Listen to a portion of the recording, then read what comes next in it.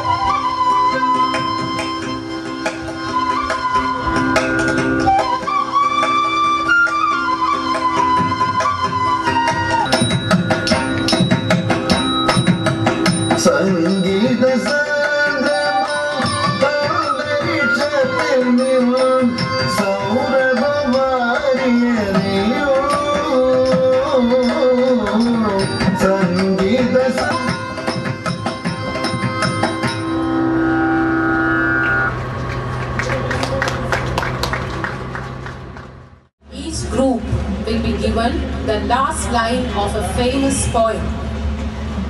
All you have to do is to write a poem and end with the line which is given to you. Each group will be given the last line of a famous poem. Am I clear? The first group, that is 5th and 6th standard, have to write 10 lines. Second group, that is 7th and 8th, has to write 18 lines. Minimum 18 lines. And the seniors, 9th to 11th, they have to write 24 lines at least. Lakshmi S of Vidyodaya, AE6, Aditya P. The line which is given to you should be the closing line of your poem.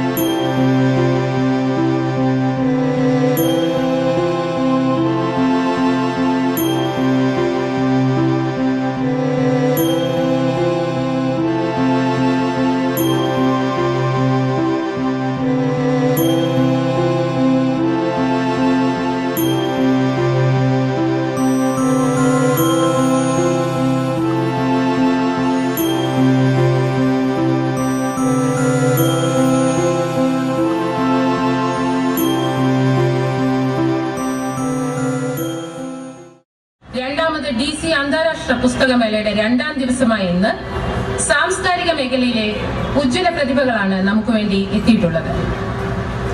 Novel ദിനമായ ഇന്നലെ പ്രശസ്ത മറാഠി ദളിത് സാഹിത്യകാരൻ ശ്രീ ലക്ഷ്മൺ ഗേക്വാദ് ഈ പുസ്തകമേള ഉദ്ഘാടനം ചെയ്തു. ഒപ്പം സേതുവിന്റെയും CV ബാലകൃഷ്ണന്റെയും മലയാളത്തിലെ പുതിയ നോവലിസ്റ്റുകളുടെയും സാന്നിധ്യം കൊണ്ട് ധന്യമായ സാംസ്കാരിക സായാഹ്നം നമുക്ക് ലഭിക്കുകയും ചെയ്തു. ഔപചാരികമായ സ്വാഗതം ആശംസിക്കുന്നതിനായി DC groups general manager marketing Shri Oommen മാമനെ ക്ഷണിക്കുന്നു. ഇന്നലെ നോവൽ ഡേ ആയി നമ്മൾ കണ്ടിരുന്നുവെങ്കിൽ ഇന്നത്തെ ദിവസം മാറ്റിവെച്ചിരിക്കുന്നത് തിയേറ്റർ പ്രസ്ഥാനത്തിന് വേണ്ടിയാണ്. ഇന്ന് ഈ വേദി നമ്മോടൊപ്പം പങ്കിടുന്നവരെ ആരെയും തന്നെ ഞാൻ നിങ്ങൾക്ക് പരിചയപ്പെടുത്തേണ്ട ആവശ്യമില്ല. സുപരിചിതരായ അവരുടേതായ മേഖലയിൽ അവരുടേതായ വ്യക്തിമുദ്രകൾ പതിപ്പിച്ചുള്ള ആൾക്കാരാണ്. ആദാമിന്റെ വാരിയലിലെ ഉൾക്കടൽ, ഇരകൾ തുടങ്ങി നിരവധി ചലച്ചിത്രങ്ങളിലൂടെ മലയാള സിനിമയുടെ ഖ്യാതി ഉയർത്തിയ വ്യക്തിത്വം സ്വാഗതം ചെയ്യുകയാണ്.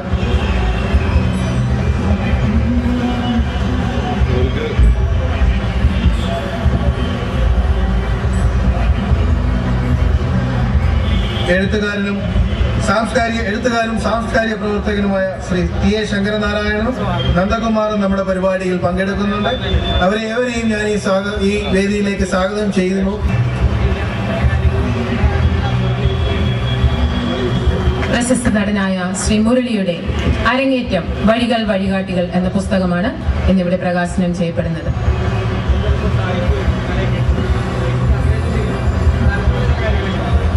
ഇന്ന് തിയേറ്റർ ഡേ. സിനിമയും രക്തത്തിൽ കലർന്നു കിടക്കുന്ന ഒരു സംസ്കാരം മലയാളിക്കുണ്ട്. അതിന്റെ സംവാദാത്മകമായ പുതിയ പരിസരങ്ങൾ സൃഷ്ടിക്കുന്ന വ്യക്തിത്വങ്ങളിൽ ഒരാളാണ് ശ്രീ KG ജോർജ്. മലയാള സിനിമയിൽ സവിശേഷമായ ഇടപെടൽ നടത്തിയ വ്യക്തി കൂടിയാണ് അദ്ദേഹം. നാടക സിനിമാ രംഗത്തെ തന്റെ അനുഭവങ്ങൾ പങ്കുവയ്ക്കുന്നതിനായി ശ്രീ KG ജോർജിനെ സാദരം ക്ഷണിക്കുന്നു. ഞാൻ മലയാളത്തിൽ കണ്ടിട്ടുള്ള ഏറ്റവും നല്ല പ്രകടനങ്ങൾ എനിക്ക് കിട്ടിയ സിനിമകളൊന്നായിരുന്നു യവനിക എന്ന് പറയുന്നത്. അതിന് തീർച്ചയായിട്ടും എൻ്റെ ഒരു സിനിമാറ്റിക് ക്രാഫ്റ്റിൻ്റെ അറിവും അതേപോലെ തന്നെ നമ്മുടെ നടന്മാരുടെ ഒരു കോൺട്രിബ്യൂഷൻ തിരുവനന്തപുരത്തെ ഈ അമശ്വർ നാടകവേദിയിലൂടെ വന്ന ആളുകളാണ്. അത് വെറും അമശ്വർ നാടകവേദിയല്ല, വളരെ വ്യത്യസ്തമായ അനുഭവങ്ങൾ ഉണ്ടാക്കിയ ഒരു തരം നാടകങ്ങളായിരുന്നു അത്. അരവിന്ദനും അതിൻ്റെ ഭാഗമായിരുന്നു ഒരു കാലത്ത്. കാവാലം നാരായണ പണിക്കർ ഇങ്ങനെയുള്ള ആളുകളൊക്കെ ആ പ്രസ്ഥാനത്തിൻ്റെ പിന്നിലുണ്ടായിരുന്നു. അപ്പോൾ ആ രീതിയിൽ മലയാള സിനിമയ്ക്ക് കിട്ടിയ ഈ നടന്മാരുടെ ഈ കോൺട്രിബ്യൂഷനിൽ ഒരു വലിയ പങ്കെന്ന് പറയുന്നത് നാടക അഭിനയത്തിൽ നിന്നും വന്നവരായിരുന്നു. 1970കളിലും 80കളിലുമൊക്കെ ഇന്റർനാഷണൽ ഫിലിം ഫെസ്റ്റിവലിൽ മലയാള സിനിമയ്ക്ക് ഒരു പ്രത്യേക സ്ഥാനമുണ്ടായിരുന്നു. ഒരു 21-22 സിനിമകൾ, ഏതാണ്ട് 7-8 മലയാള സിനിമകളായിരുന്നു. പലപ്പോഴും കേരളത്തിന് പുറത്തുള്ളവർ ദേശീയവും അന്തർദേശീയവുമായി വരുന്ന അതിഥികളെന്ന് പറയുന്നത് മലയാള സിനിമയുടെ വെറൈറ്റിയും മലയാളത്തിലെ നടന്മാരുടെ അവരുടെ കാഴ്ചയിൽ മാത്രമല്ല അവരുടെ പ്രകടനത്തിനുള്ള അസാമാന്യമായ വെറൈറ്റി എന്ന് പറയുന്നത് ഇവരെയൊക്കെ വളരെയേറെ ആകർഷിച്ചിരുന്നു. അപ്പോൾ ആ രീതിയിൽ ആ ഒരു കാലഘട്ടത്തിലാണ് ഏതാണ്ട് ആ മലയാളികളായ നടന്മാരുടെ ഒരു പൂർണ്ണ കോൺട്രിബ്യൂഷൻ എന്ന് പറയുന്നത് സിനിമയ്ക്ക് വരുന്നത്. ഇതൊരു വലിയ കാര്യമായി കരുതുന്നു. കാരണം മലയാളത്തിലെ ഒരു സിനിമയിലെ ഒരു സുവർണകാലം അല്ലെങ്കിൽ ഒരു റെനൈസൻസ് ഒക്കെ നടന്നത് ഈ 70കളിലും 80കളിലും ഒക്കെയാണ്. അപ്പോൾ ആ രീതിയിൽ അവരുടെ കോൺട്രിബ്യൂഷൻ നമുക്ക് ഒട്ടും മാറ്റിവെക്കാനാവില്ല. നമ്മുടെ പ്രത്യേകിച്ച് മലയാളികളായ ആരെങ്കിലും എവിടെ ഉണ്ടെങ്കിലും അവരെ നേരിൽ കണ്ട് അവരുടെ അനുഭവങ്ങൾ കേട്ടത് പങ്കുവയ്ക്കുന്ന ഒരു സ്വഭാവം മുരളിക്കുണ്ട്. ആ രീതിയിൽ ഈ പുസ്തകത്തിന്റെ കണ്ടന്റ് എന്ന് പറയുന്നത് തീർച്ചയായിട്ടും മുരളി മറ്റുള്ളവരിൽ നിന്നും കേട്ടിട്ടുള്ള അല്ലെങ്കിൽ മറ്റുള്ളവർ എന്തായത് എങ്ങനെയായത് എന്നുള്ള ഒരു അന്വേഷണത്തിന്റെ ഭാഗമായിരിക്കും ഈ പുസ്തകം എന്ന് എനിക്ക് ഉറപ്പുണ്ട്. അപ്പോൾ ആ രീതിയിൽ മുരളിയുടെ ഒരു നടൻ എന്ന നിലയിലുള്ള അല്ലെങ്കിൽ ഒരു നാടക പാരമ്പര്യമുള്ള ആളെന്ന നിലയിലുള്ള മലയാള സാഹിത്യത്തിലെ കോൺട്രിബ്യൂഷൻ ആയിരിക്കും ഈ പുസ്തകമെന്ന് ഞാൻ പ്രതീക്ഷിക്കുന്നു.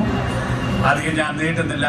ഈ DC ബുക്സിന്റെ ഈ സമ്മേളനത്തിൽ പങ്കെടുക്കാൻ സാധിച്ചതിലും എൻ്റെ സുഹൃത്തായ മുരളിയുടെ വാസ്തവത്തിൽ മുരളി ഇന്ന് രാവിലെ എന്നെ വിളിച്ചു പറയുകയായിരുന്നു, എനിക്ക് ഒരു പനി പിടിച്ച് കിടപ്പാണ്, യാത്ര ചെയ്യാൻ നിർവാഹമില്ല. നമ്മുടെ പ്രിയങ്കരനായ ശ്രീ മുരളി കടുത്ത പനി മൂലം കിടപ്പിലാണെന്നാണ് നമുക്ക് കിട്ടിയ വിവരം. ശ്രീമതി കുക്കു പരമേശ്വരനെ നമ്മൾ ഇപ്പോഴും പ്രതീക്ഷിച്ചുകൊണ്ടിരിക്കുകയാണ്. മലയാള നാടകവേദിയിൽ സർഗാത്മക പരീക്ഷണങ്ങളുടെ പുതിയ പാഠങ്ങൾ രൂപീകരിച്ച ശ്രീ TM എബ്രഹാമാണ് നമ്മുടെ വിശിഷ്ട അതിഥികളിൽ ഒരാൾ. നാടക സ്വപ്നങ്ങൾക്ക് ഒരു മുതൽക്കൂട്ടായ അദ്ദേഹത്തെ നാടകാനുഭവങ്ങൾ പങ്കുവയ്ക്കുന്നതിനായി ക്ഷണിക്കുന്നു. ഭരത് മുരളിയുടെ അരങ്ങേറ്റം വഴികാട്ടികൾ എന്ന പുസ്തകമാണ് ഇന്ന് ഈ വേദിയിൽ വെച്ച് പ്രകാശനം ചെയ്യപ്പെട്ടത്. ഈ പുസ്തകത്തിലെ ആദ്യത്തെ ലേഖനം ആധുനിക നാടക സംവിധാന കലയുടെ പിതാവ് എന്ന് വിശേഷിപ്പിക്കപ്പെടുന്ന റഷ്യക്കാരനായ സ്റ്റാനിസ്ലാവ്സ്കിയെ പറ്റിയുള്ളതാണ്. സ്റ്റാനിസ്ലാവ്സ്കിയാണ് 19ാം നൂറ്റാണ്ടിൻ്റെ അവസാനത്തിൽ ചെക്കോവിൻ്റെ നാടകങ്ങൾ വിജയകരമായി അവതരിപ്പിച്ചുകൊണ്ട് എങ്ങനെയാണ് നാടകത്തിൻ്റെ സബ്ടെക്സ്റ്റ് ഉപയോഗിച്ച് നാടകം സംവിധാനം ചെയ്യേണ്ടത്, എങ്ങനെയാണ് ഒരു നടൻ രംഗത്ത് പെരുമാറേണ്ടത് എന്നൊക്കെ അദ്ദേഹമാണ് ആദ്യമായിട്ട് എഴുതിയത്. മെത്തേഡ് ആക്ടിങ്ങിൻ്റെ ഏറ്റവും പ്രമുഖ വക്താവായിരുന്ന മെർലിൻ ബ്രാൻഡോയുടെ ഒക്കെ ഗുരു എന്ന് വിശേഷിപ്പിക്കപ്പെടുന്ന സ്റ്റെല്ല ആഡ്ലറെ പറ്റി ഒരു ലേഖനവും ഈ സമാഹാരത്തിലുണ്ട്. ഈ സമാഹാരത്തിൻ്റെ ഒരു പ്രത്യേകത എനിക്ക് തോന്നുന്നത്, ഇത് മലയാളത്തിൽ ഇതുവരെ വരാത്ത നാടകരംഗത്ത് പ്രവർത്തിക്കുന്ന സംവിധായകരെ പറ്റിയും അഭിനയം പരിശീലിപ്പിക്കുന്നവരെ പറ്റിയും ഒക്കെ ഉള്ള ഒരു സമാഹാരമാണ്. ഈ സമാഹാരത്തിലെ രണ്ടാമത്തെ ലേഖനം റഷ്യയില് സ്റ്റനിസ്ലാവിസ്കിയുടെ ശിഷ്യനായിരുന്ന മേയർഹോൾഡിനെ പറ്റിയുള്ളതാണ്. തൻ്റെ ഗുരുവുമായി അദ്ദേഹത്തിൻ്റെ സംവിധാന രീതിയുമായി പിണങ്ങിപ്പിരിഞ്ഞ് തൻ്റേതായ ഒരു അഭിനയത്തിൻ്റെയും സംവിധാനത്തിൻ്റെയും ബയോ മെക്കാനിക്സ് എന്ന് പറയുന്ന രീതി കണ്ടുപിടിച്ച വ്യക്തിയാണ് മേയർഹോൾഡ്. മേയർഹോൾഡിനെ പറ്റിയും ഒരു ലേഖനമുണ്ട്. മേയർഹോൾഡിനെ 1940 സ്റ്റാലിൻ്റെ ഭരണകാലത്ത് ഒരു ദിവസം വീട്ടിൽ നിന്ന് രാത്രി അറസ്റ്റ് ചെയ്യുകയും അദ്ദേഹത്തിൻ്റെ കണ്ണുകൾ ചൂഴ്ന്നെടുത്തതിന് ശേഷം വെടിവെച്ചു കൊല്ലുകയും അങ്ങനെ കൊല്ലപ്പെടുകയും ചെയ്ത ഒരു കലാകാരനാണ് മേയർഹോൾഡ്. പക്ഷേ സ്റ്റെല്ല ആഡ്ലർ എന്ന നാടക അഭിനയ പരിശീലക തൻ്റെ പുസ്തകത്തിൻ്റെ ആരംഭത്തിൽ ഒരു കാര്യം പറയുന്നുണ്ട്. നാടക അഭിനയത്തെ പറ്റി കുട്ടികളോട് പഠിപ്പിക്കാൻ തുടങ്ങുന്നതിൻ്റെ ലെക്ചർ നോട്ട്സ് പുസ്തകമായി പ്രസിദ്ധീകരിച്ചതിൻ്റെ ആമുഖത്തിൽ അവർ പറയുന്നുണ്ട്, എൻ്റെ അച്ഛൻ ജേക്കബ് ആഡ്ലർ പറഞ്ഞിട്ടുണ്ട്, നാടകവേദി ഇല്ലാതാകുന്നു, അതിൻ്റെ വളർച്ച വഴിമുട്ടുന്നു എന്ന് നാം മനസ്സിലാക്കുക. ക്രോട്ടോവിസ്കിയെ പറ്റിയും ഇതിലൊരു ലേഖനമുണ്ട്. ക്രോട്ടോവിസ്കി അദ്ദേഹത്തിൻ്റെ വളരെ പ്രസിദ്ധമായ പുസ്തകത്തിൽ ടുവേർഡ്സ് എ പുവർ തിയേറ്റർ, ദരിദ്ര നാടകവേദിയിലേക്ക് എന്ന അദ്ദേഹത്തിന്റെ പുസ്തകത്തിൽ 5 ചോദ്യങ്ങൾ ചോദിക്കുന്നുണ്ട്. ഈ 5 ചോദ്യങ്ങൾ അദ്ദേഹം ചോദിക്കുന്നത് ഇതാണ്: ഒരു നാടകമുണ്ടാകുന്നതിന് ഒരു എഴുതപ്പെട്ട നാടകകൃതി വേണമോ? വേണ്ട. ഒരു നാടകവേദിയിൽ നാടകമുണ്ടാകുന്നതിന് സംഗീതം വേണമോ? വേണ്ട. നാടകമുണ്ടാകണമെങ്കിൽ സെറ്റ് വേണമോ? വേണ്ട. ഏറ്റവും അനിവാര്യമായ 2 ഘടകങ്ങൾ എന്ന നിഗമനത്തിലാണ്. ക്രോട്ടോവിസ്കിയെ പറ്റിയുള്ള വളരെ വിശദമായ ഒരു കുറിപ്പ് ഈ പുസ്തകത്തിൽ കാണുകയുണ്ടായി. ഈ ക്രോട്ടോവിസ്കിയും ഒക്കെ തുടങ്ങി വെച്ചതാണ് ഈ ദരിദ്ര നാടകവേദി.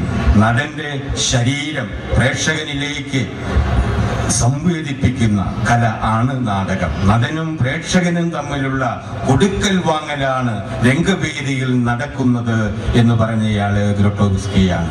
നമ്മുടെ ഏഷ്യൻ രാഷ്ട്രങ്ങളിലെ ഏറ്റവും നാടക രംഗത്ത് ഏറ്റവും ശ്രദ്ധേയമായ സംഭാവന കാഴ്ചവെക്കുന്ന ഒരു രാജ്യമാണ് ജപ്പാൻ. ജപ്പാനിലെ തനിസാക്കി സുസുക്കി തുടങ്ങി വെച്ചത് ഞങ്ങളാണ്. പക്ഷേ ഇപ്പോൾ ഒരു കുഴപ്പമുണ്ടായിട്ടുണ്ട്. അദ്ദേഹം പറഞ്ഞു, എങ്ങോട്ട് പോകണം, എങ്ങനെ പോകണം എന്ന് ഒരു ലക്ഷ്യം നമ്മുടെ നാടക പ്രവർത്തകർക്ക്, പ്രത്യേകിച്ചും പുതിയ നാടക പ്രവർത്തകർക്ക് നഷ്ടപ്പെട്ടിരിക്കുന്നു എന്ന് അദ്ദേഹം പറയുന്നു. ഇത് നാം വളരെ ഗൗരവത്തോടു കൂടി ആലോചിക്കേണ്ട ഒരു പ്രശ്നമാണ്. നമ്മുടെ തനതു നാടകങ്ങൾ നമ്മെ എവിടെ കൊണ്ടെത്തിച്ചു എന്നത്. തനതു നാടകങ്ങൾ നമ്മുടെ പാരമ്പര്യത്തെ, നമ്മുടെ വേരുകളെ അന്വേഷിക്കുന്ന ഒരു തുടക്കമായിരുന്നു എങ്കിൽ ഇന്ന് തനത് നാടകങ്ങളുടെ ഗവൺമെന്റിന്റെ സാംസ്കാരിക വകുപ്പും എല്ലാം ഇത്തരം നാടകങ്ങൾക്ക് വേണ്ടിയിട്ടാണ് ഇന്നും പണം മുടക്കുന്നത് എന്ന് നാം മറക്കാതിരിക്കുക. ഇതൊരു ഗൂഢാലോചന ഇതിന്റെ പുറകിലുണ്ടോ എന്നും നാം സംശയിക്കേണ്ടിയിരിക്കുന്നു. കാരണം രേഖകളിലൂടെ കടന്നു പോകുമ്പോൾ 1955 കേന്ദ്ര സംഗീത നാടക അക്കാദമി വിളിച്ചു കൂട്ടിയ ഒരു റൗണ്ട് ടേബിളിൽ മുൾക്ക് രാജ് ആനന്ദാണ് പറഞ്ഞത്, നാം ഇത്ര നാളും അവതരിപ്പിച്ചു കൊണ്ടിരുന്നത് വെസ്റ്റേൺ നാടക മാതൃകകളാണ്. ഇനി നമുക്ക് വേണ്ടത് ഇന്ത്യൻ നാടക മാതൃകകളാണ് വേണ്ടേ. നമ്മുടെ നാടോടിയും നമ്മുടെ ക്ലാസിക്കലുമായ കലകളിൽ നിന്ന് പുതിയ ഒരു ഊർജം ഉൾക്കൊണ്ടുകൊണ്ട് അഭിനയത്തിലും രംഗാവതരണത്തിലും പുതുമകൾ അന്വേഷിക്കുന്ന ഒരു നാടകവേദി. 1955 കഴിഞ്ഞു. 65 ഇന്ത്യയിലെ പ്രമുഖരായ 40 നാടക പ്രവർത്തകരെ പങ്കെടുപ്പിച്ചുകൊണ്ട് ഡൽഹിയിൽ ഇതിനെപ്പറ്റിയുള്ള അന്വേഷണങ്ങൾ നടന്നു. അതിലൊറ്റ മലയാളി നാടക പ്രവർത്തകനും ഉണ്ടായിരുന്നില്ല. ആദ്യ രംഗാചാര്യ എന്ന കർണാടകത്തിലെ ഒരു നാടക പ്രവർത്തകൻ ഒഴിച്ചാൽ 1965 ആരുമുണ്ടായിരുന്നില്ല. 1965 ശേഷം 71 ഇത് വളരെ ശക്തമാവുകയാണ്. ഇന്ത്യ ഗവൺമെന്റ് ഗ്രാന്റ് കൊടുക്കുന്നത്, സാമ്പത്തിക സഹായം കൊടുക്കുന്നത് ഇത്തരം നാടകങ്ങൾക്ക് മാത്രമായിട്ട് ചുരുക്കി. 1975 ആകുമ്പോഴേക്കും യുവനാടക സംവിധായകരെ പ്രോത്സാഹിപ്പിക്കുവാൻ വേണ്ടി ഇന്ത്യ ഗവൺമെന്റ് ഒരു സ്കീം കൊണ്ടുവന്നു. നിങ്ങൾ ഈ ഐതിഹ്യങ്ങളും ഫോക്കും ചേർത്ത നാടകങ്ങൾ അവതരിപ്പിക്കുകയാണെങ്കിൽ ഞങ്ങൾ നിങ്ങൾക്ക് പണം തരാം, നിങ്ങളെ ഞങ്ങൾ ഡൽഹി വരെ കൊണ്ടുപോകാം. അങ്ങനെ 1989-92 വരെ അത് നിലകൊണ്ടു. ഇന്ന് 89 ഇന്ത്യയുടെ അന്നത്തെ സാംസ്കാരിക സെക്രട്ടറി ഒരു IAS-കാരൻ പറഞ്ഞ ഒരു വാചകം ആ പുസ്തകത്തിൽ കോട്ട് ചെയ്യപ്പെട്ടിട്ടുണ്ട്. അതിൽ അദ്ദേഹം പറയുന്നു, ഇനി നമുക്ക് വേണ്ടത് ഇത്തരം നാടകങ്ങളാണ്, എക്സ്പോർട്ട് ഓറിയന്റഡ് ഇന്ത്യൻ തിയേറ്റർ. അദ്ദേഹം പറയുകയാണ്. എന്നിട്ട് നാം എവിടെ എത്തി? മുരളിയുടെ അരങ്ങേറ്റം, വഴികൾ വഴികാട്ടികൾ എന്ന നാടക പഠന ഗ്രന്ഥം കേരളത്തിലെ എല്ലാ നാടക പ്രവർത്തകരും വായിക്കട്ടെ എന്നും ലോക നാടകവേദിയിൽ വ്യക്തിമുദ്ര പതിപ്പിച്ച ഈ മഹായശസ്സുകളെ അറിയട്ടെ എന്നും ഞാൻ പ്രാർത്ഥിക്കുന്നു. ഇത്രയും നേരം കേട്ടുനിന്ന നിങ്ങൾക്ക് എല്ലാവർക്കും എൻ്റെ നന്ദി, നമസ്കാരം. നാടകമാണല്ലോ ജീവിതം. അങ്ങനെ ആ വേഷം ഞാനാണ് ഇവിടെ എത്തിയതേ ഉള്ളൂ. പക്ഷേ ഒരു കാലത്ത് നമ്മുടെ സമൂഹത്തിനെ മാറ്റിമറിച്ചിരുന്നതായ നാടകങ്ങൾ ഉണ്ടായിരുന്നു എന്നത് അത് കണ്ടതിൻ്റെതായ ഓർമ്മ വെച്ച് എന്നെ അത്ഭുതപ്പെടുത്തുകയും ആവേശം കൊള്ളിക്കുകയും ഒക്കെ ചെയ്യാറുണ്ട്. അത് ഇന്ന് അത്ര പ്രതീക്ഷാനിർഭരമല്ലാത്ത ഒരവസ്ഥയിലാണ് എന്നും ഇവിടെ അദ്ദേഹം ചൂണ്ടിക്കാണിക്കുകയുണ്ടായി. ഓർക്കുന്നുണ്ടാകും, നിങ്ങൾ എന്നെ കമ്മ്യൂണിസ്റ്റാക്കി, പുതിയ ആകാശവും പുതിയ ഭൂമിയും മുടിയനായ പുത്രൻ തുടങ്ങി എത്രയോ ആളുകളെ ഇളക്കി മറിച്ച നാടകങ്ങൾ കേരളത്തിൻ്റെ ഒരു അറ്റം മുതൽ മറ്റേ അറ്റം വരെ ജൈത്രയാത്ര നടത്തിയിരുന്ന കാലഘട്ടം. അതുപോലെ തന്നെ അതിലെ ഗാനങ്ങൾ, അതിൻ്റെ സാഹിത്യം, ആ ഗാനങ്ങൾ മൂളി നടക്കാത്ത മനുഷ്യരുണ്ടായിരുന്നില്ല അന്ന്. ഇന്നിപ്പോൾ നമുക്ക് അങ്ങനെയുള്ളതുമില്ല. മാനെന്നും വിളിക്കില്ല, മയിലെന്നും ഇങ്ങനത്തെ അതിമനോഹരം, വളരെ ലളിതമായ ബലികുടീരങ്ങളെ അങ്ങനെ തുടങ്ങിയ ഒരുപാട് കാര്യങ്ങളുണ്ട്.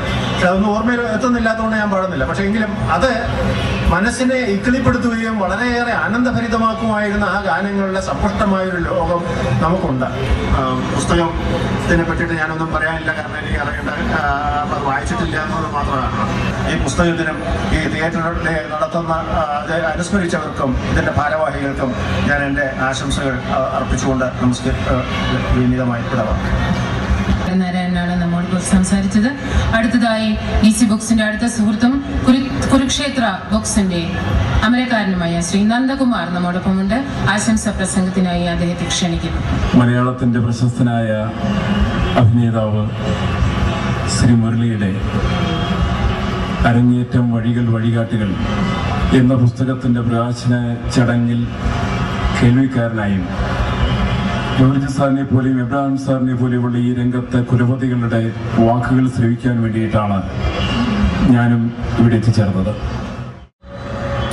നേരം പോയി പൂക്കൈത മറപറ്റി, നേരം പോയി പൂക്കൈത മറപറ്റി, നേരം പോയി പൂക്കൈത മറപറ്റി, നേരം പോയി പൂക്കൈത മറപറ്റി, താലങ്കോയി കൊളക്കോയി തത്തി തത്തി ചാടുന്നേ,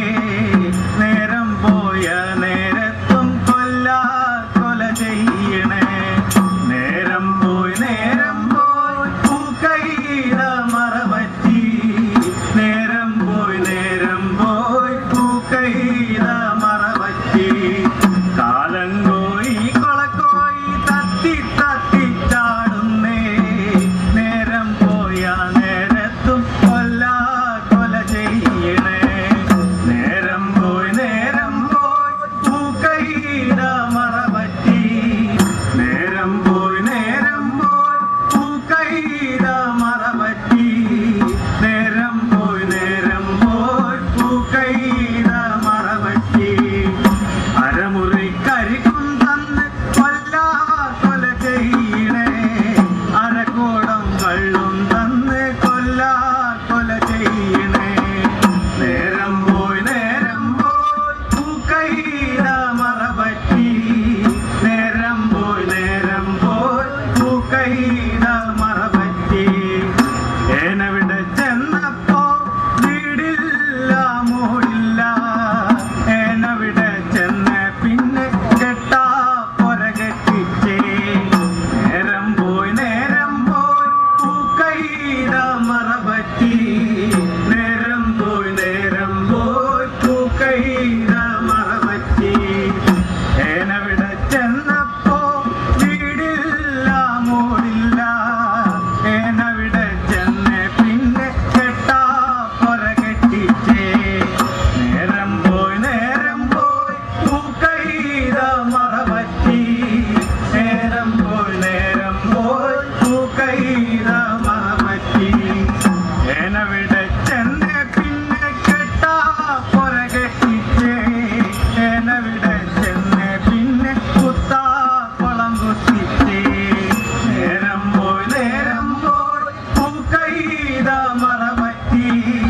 നേരം പോയി പൂക്കൈത മറപറ്റി. ഏനവിടെ ചെന്ന പിന്നെ കെട്ടാ പൊരകെട്ടിച്ചേ. ഏനവിടെ ചെന്ന പിന്നെ കുത്താ കുളം കുത്തിച്ചേ. നേരം പോയി പൂക്കൈത മറപറ്റി. നേരം പോയി പൂക്കൈത മറപറ്റി. നേരം പോയി പൂക്കൈത മറപറ്റി. നേരം പോയി പൂക്കൈത മറപറ്റി. നേരം പോയി പൂക്കൈത മറപറ്റി. നേരം പോയി പൂക്കൈത മറപറ്റി. നേരം പോയി പൂക്കൈത മറപറ്റി. നേരം പോയി പൂക്കൈത മറപറ്റി.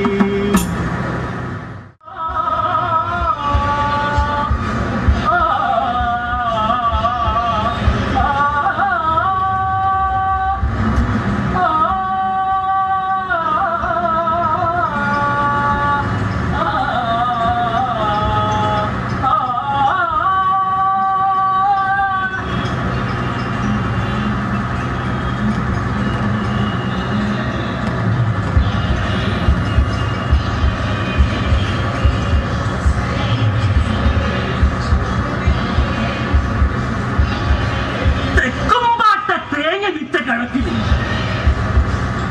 1000 രൂപ. 500 മതി.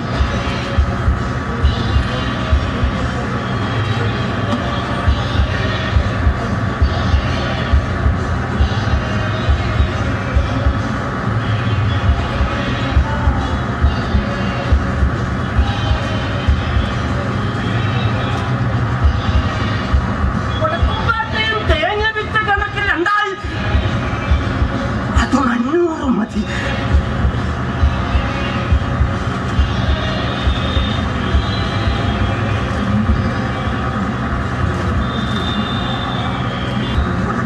തെക്കും പാട്ടിൽ കൂടി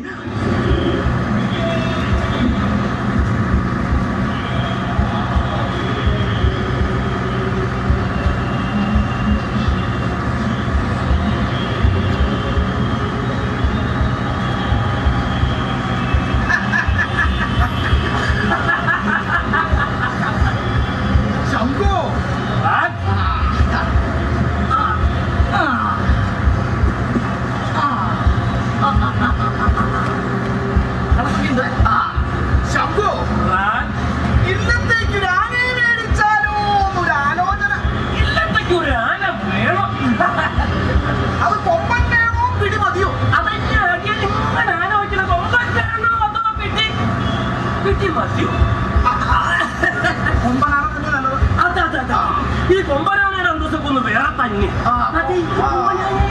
കൊമ്പനാനയുടെ അന്തസ്സൊക്കെ വേറെ തന്നെയാണെങ്കിലും അന്തസ്സിനൊക്കെ വില എങ്ങനെ കൊടുക്കേണ്ടി വരും? ഇന്നത്തെ സ്ഥിതിയൊക്കെ ശംഖുവിനിപ്പോ നന്നായിട്ട് അറിയാലോ. അതുകൊണ്ട് തൽക്കാലം പിടിയാന വാങ്ങിയാൽ മതി.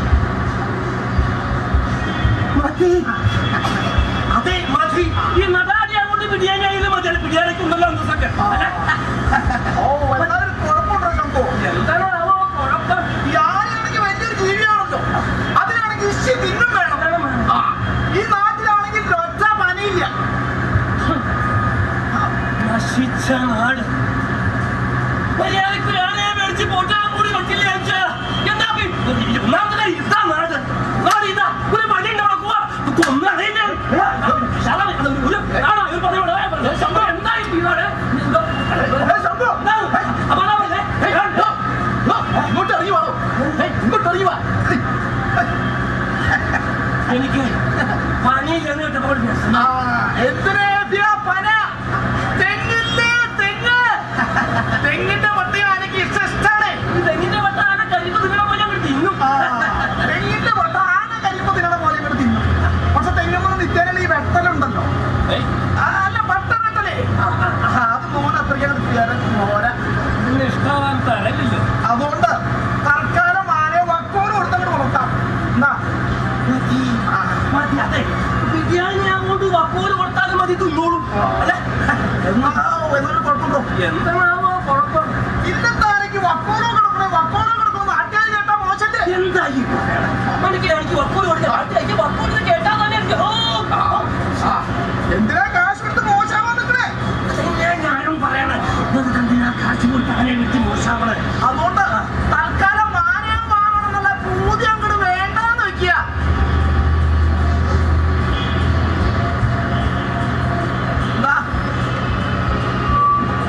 ആനയെ മേടിക്കണം ആനയെ മേടിക്കുന്ന പുതിയ കഴിഞ്ഞല്ലോ വേണ്ട വാങ്ങിക്കാം എന്തായാലും കുഴപ്പമുണ്ടോ ശംഭു എന്താണാവോ കുഴപ്പം ഇന്നത്തെ മാനിയുണ്ട് പഴമലക്കില് മാത്രം മാനിയില്ല ആനിയില്ലാന്ന് വെച്ചാൽ അതിന്റെ കുറച്ചിലായിരിക്കാം ഇവിടേക്കായിട്ട് കുറച്ചില് പട്ടക്കെടുത്തും മടക്കെടുത്തും എല്ലായിടത്തും ആനയുണ്ട്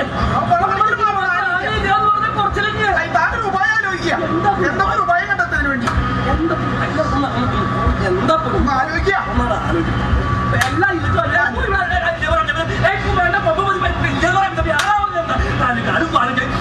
അപ്പൊ ആനാന്ന് പറയുമ്പോ മോശം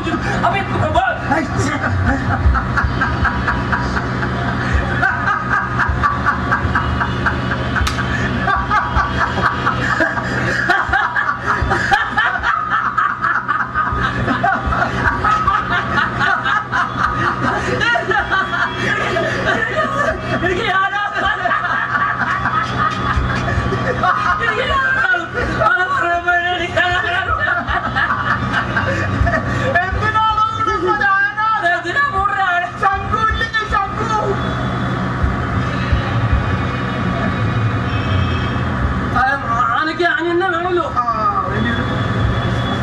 എന്നാലും കുഴപ്പമുണ്ടോ എന്താണാവോ ആനയെ ചോദിച്ചു വരുന്നവരോട് ആനാന്ന് പറഞ്ഞ തന്നെ കാട്ടുന്നൊരു കാര്യമുണ്ടോ പറ്റില്ലല്ലോ അപ്പൊ അതുകൊണ്ട് ഞാൻ ഉപായം കൂടെ ആലോചിക്കുക എന്താ ഉപായം ദോഷിച്ച് ആലോചിക്കണോ എങ്ങനെ പോയാലും കഴിഞ്ഞ ഉറങ്ങി കിടക്കല്ലേ ഒന്ന് ആലോചിക്കുക കഴിഞ്ഞ പിന്നെ തലകിട്ട ഒന്ന് ആലോചിക്കുക ആലോചിക്കണം എല്ലാം ഇല്ലാത്ത ആനയുണ്ട് എന്തൊരു ഉപായം എന്താ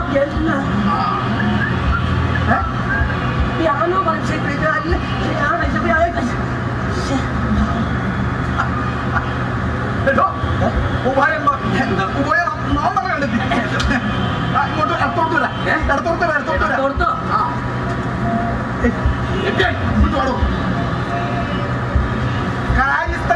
കാര്യസ്ഥൻ ശംഭു രണ്ടാനയെ മേടിക്കാൻ മേടിക്കാൻ മലയിലേക്ക് പോയിട്ടുണ്ട് കൊണ്ടെന്നാ തരാം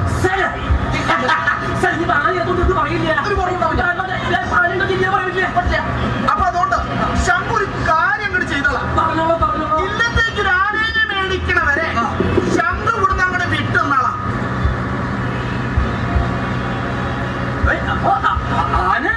ആന മേടിക്കണവരെ ശംഭു ഇല്ലെന്നോട് വിട്ടുന്നാളാം വിട്ടുന്നാളാം അതോ നല്ലത് എവിടേക്കാണോ പോണത് അപ്പൊ ആ മടിക്കുത്തിനൊന്നും കളയണ്ടോ അപ്പൊ കുറുക്കി കുത്തിക്കോളൂ എവിടേക്കാ പോണേ എന്തിനാവോ എത്ര മേടിക്കും പൊക്കോളാ സൂക്ഷിച്ച് അങ്ങോട്ട് പൊക്കോളാ പോയോളാ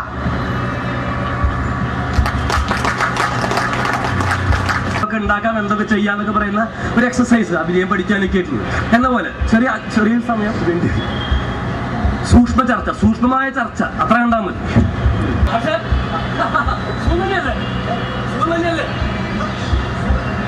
തന്നെയല്ലേ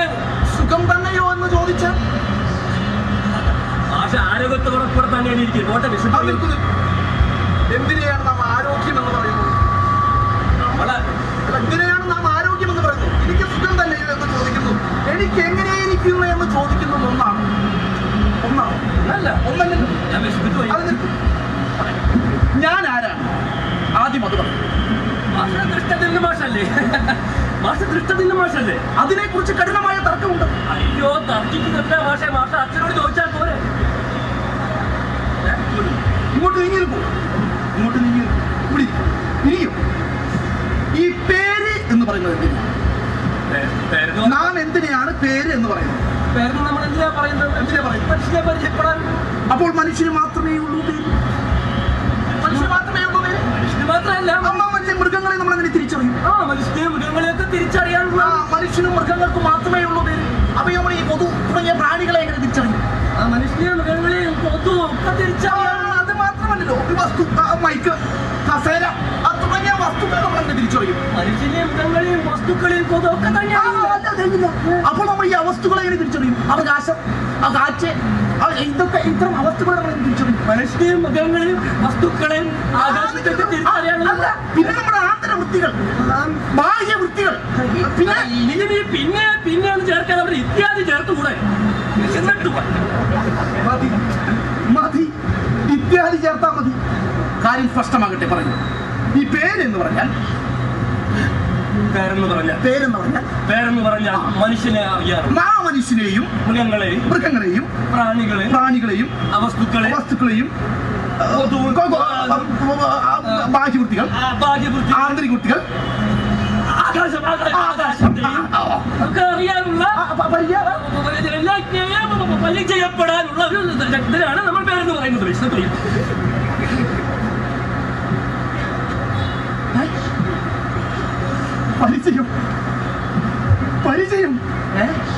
പരിചയം.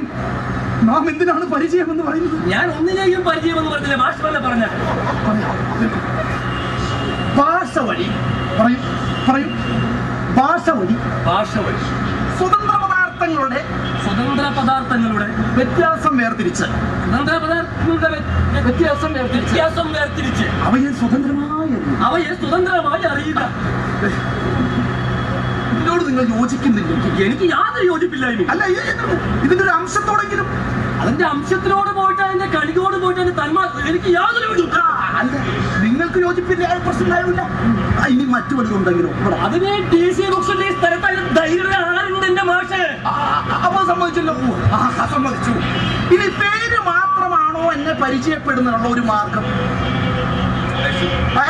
കേൾക്കും. പേര് മാത്രമാണോ എന്നെ പരിചയപ്പെടുത്തുന്നുള്ള മാർഗം? എന്റെ ഈ രൂപം എന്നെ പരിചയപ്പെടുത്തുന്നുള്ള മാർഗമല്ലേ? പിന്നെ പേരെന്ന് പറഞ്ഞാൽ മനുഷ്യന് മാത്രമല്ല, മൃഗങ്ങളിൽ നിന്നും മനുഷ്യനെ വേർതിരിച്ച് കാണാനുള്ള ഒരു വ്യത്യസ്തമായ അങ്ങനെയാണെങ്കിൽ ഈ മൃഗങ്ങളുമായിട്ടുള്ള വ്യത്യാസം വേർതിരിച്ച് കാണാണെങ്കിൽ എന്റെ പേരെന്താകും? എന്റെ മനുഷ്യൻ. പറയൂ. മനുഷ്യൻ. ഇനി കൊച്ചുകുട്ടികൾ, അതായത് കളിക്കുന്ന കൊച്ചുകുട്ടികൾ, ഈ കുട്ടികളുമായിട്ടുള്ള എന്റെ വ്യത്യാസം വേർതിരിക്കാനാണെങ്കിൽ എന്റെ പേരെന്തായിരിക്കും? മധ്യവയസ്കൻ. ഒന്ന് പറയും. ഇനി ഈ കറുത്തതും വെളുത്തതുമായിട്ടുള്ള പദാർത്ഥങ്ങളുണ്ട്. ഈ കറുത്തതും വെളുത്തതുമായ പദാർത്ഥങ്ങളുമായിട്ടുള്ള വ്യത്യാസം വേർതിരിച്ച് നോക്കുകയാണെങ്കിൽ എന്റെ പേരുണ്ടായിരിക്കും. കറുത്തതും വെളുത്തതുമായ പദാർത്ഥങ്ങൾ ഒന്ന് പറയൂ, ആലോചിക്കൂ.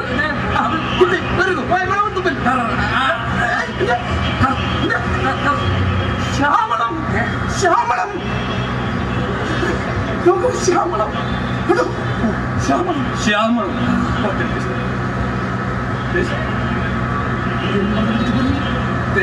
എനിക്ക് ഈ പേരെന്ന് പറഞ്ഞാൽ ഒരു കാര്യം എനിക്ക് മനസ്സിലായി. എന്താ മനസ്സിലായി? ഈ പേരെന്ന് പറഞ്ഞാൽ എനിക്ക് ചുക്കും അറിയില്ല എന്ന് മനസ്സിലായി. ഞാൻ പറഞ്ഞു തരാനിരിക്കും. ഒരു മനുഷ്യൻ അവന്റെ ജന്മകാലം മുതൽ ഇന്ന് വരെ ഉണ്ടായിട്ടുള്ള എല്ലാ പരിവർത്തനങ്ങളുടെയും ഇന്ന് വരെ ഉണ്ടായിട്ടുള്ള എല്ലാ പരിവർത്തനങ്ങളുടെയും ഇനി ഉണ്ടാകാനിടയുള്ള ഉണ്ടാകാനിടയുള്ള എല്ലാ പരിവർത്തനങ്ങളുടെയും കേന്ദ്രത്തിൽ വിരാജിക്കുന്ന ബോധപൂർവമായ ഐക്യത്തെയാണ് ഒരു സംഘം ആളുകൾ അഥവാ ആ സംഘമാളുകളുടെ ബോധപൂർവമായ ഐക്യം ബോധപൂർവമായ ഐക്യം എന്ന വാക്കുകൊണ്ട് ഉദ്ദേശിക്കുന്നു. എന്റെ ബോധപൂർവമായ ഐക്യം, അങ്ങയുടെ ബോധപൂർവമായ ഐക്യം അറിയാൻ ആഗ്രഹിച്ചത് എങ്ങനെയാണെന്ന് എനിക്കെന്ത് മാറ്റേ വളരെ കടുത്ത ചോദ്യമാണെന്ന് ചോദിച്ചാൽ ആദ്യം നോക്കേണ്ടത് എന്താണോ? സുഖം. ആ സുഖം ക്ഷമിച്ചു കാണാൻ എന്റെ മാഷിക സുഖം തന്നെയോ എന്ന ഒരു ചെറിയ ചോദ്യത്തിന് വേണമെങ്കിൽ ഉത്തരം പറയാൻ മാഷ് ഒരു കൊല്ലം കൊടുത്തു, അല്ലെങ്കിൽ ഒരു ഞാൻ പറയുന്നത് ഞാൻ പേടിക്കോ? ഒരു കൊല്ലം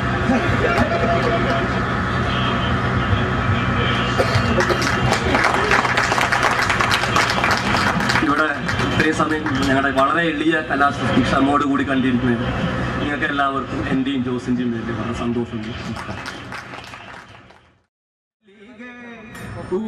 മല്ലികേ താട് മല്ലികേ മല്ലികേ താട് മല്ലികേ മല്ലികേ താട് മല്ലികേ മല്ലികേ താട് മല്ലികേ മല്ലികേ താട് മല്ലികേ മല്ലികേ താട് മല്ലികേ മല്ലികേ താട് മല്ലികേ മല്ലികേ താട് മല്ലികേ നീലിപ്പെണ്ണേ നീലിപ്പെണ്ണേ നീ ഇന്നെങ്ങോട്ടാ നീലിപ്പെണ്ണേ നീലിപ്പെണ്ണേ നീ ഇന്നെങ്ങോട്ടാ അക്കര വയൽ കൊയ്യാൻ പോണു തമ്പുരാനെ അക്കര വയൽ കൊയ്യാൻ പോണു തമ്പുരാനെ കപ്പടം മൂത്തി പുഞ്ചപ്പാടം കൊയ്യാൻ പോണോ കപ്പടം പൂക്കി പുഞ്ചപ്പാടം കൊയ്യാൻ പോണോ കമ്പറഞ്ച് കമ്പറഞ്ച് കയ്യിനൊന്താ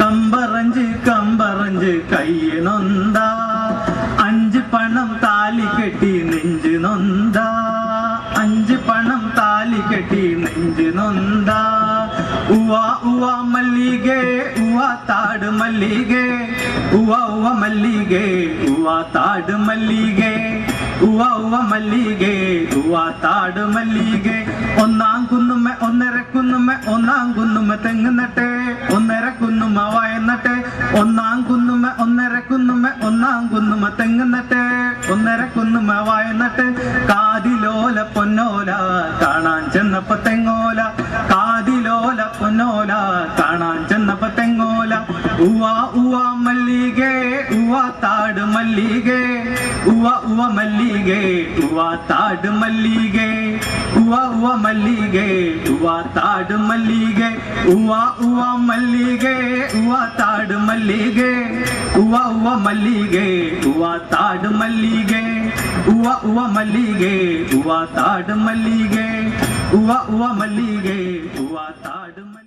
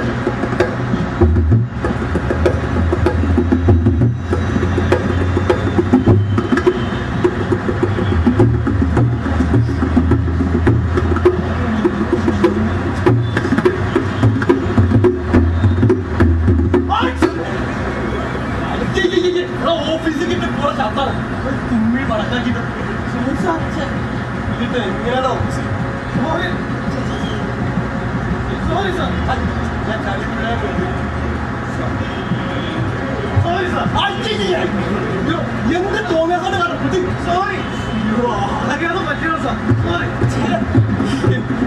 എടുത്തിട്ട് എങ്ങനെയാണ്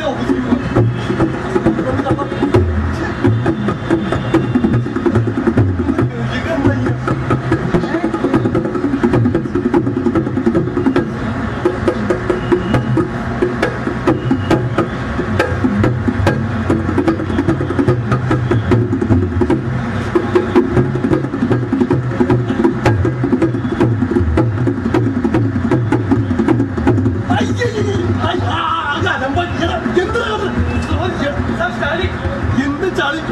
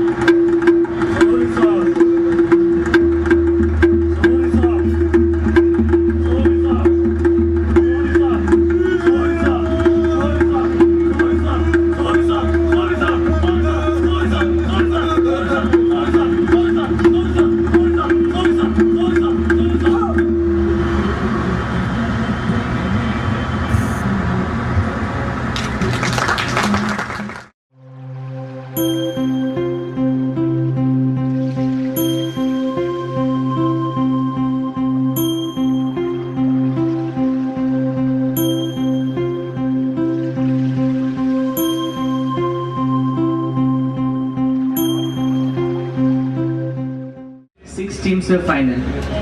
So I am for getting into final, I may introduce myself. I am Dr. Vijaynath B. So I am a practicing Ayurvedic physician in Trichy, and quizzing has been my passion. So I am here to conduct the quiz on behalf of BZ Books. So we had to select 6 teams of final, and it is a painful fact that we had to act side of the stage and not on this side of the stage. So we had to act 7 teams, and the teams that couldn't go into a final just take it easy. This is not the end of the world. And so before commencing the rounds, first of all let me thank BZ Books, especially the CEO of BZ Books, Mr. Reddy sir, for giving me an opportunity to present this quiz in front of this esteemed audience. Also, if you go to a bookshop, you find a lot of quiz books, 1000 quiz, 1 lakh quiz, quiz Bima. So in this quiz, we have included questions only on things and topics about April 1st, Fool's Day. We did know. Okay. Now, April 2nd is celebrated as the International Children's Book Day. What is the reason? The question goes to Team A. If all the teams are ready, I can give little more clarifications. November 14th is celebrated as the Children's Day because it is the birthday of someone who is very special. So April 2nd, it has to be the birthday of someone whom you children love very much. A person who has written stories for you. So, Team A. That is the clue. It has to be the birthday of someone loved by children worldwide. Do you have an answer? Even if you don't know the answer, just guess, because in quizzing, guesses can go right. Anderson. Make it more clear. Which Anderson? I'll give it to you. Fairy tales. That's it. It is the birthday of Hans Christian Andersen, the Danish man who wrote fairy tales. A very good answer. 10 points to Team C. 10 points to Team C. Was it a guess? Next question. Sri Ramayana Darshanam is a masterpiece work in Ramayana by one of the Jnanpith Award winners. Sri Ramayana Darshana is a masterpiece work in Ramayana by one of the Jnanpith Award winners from South India.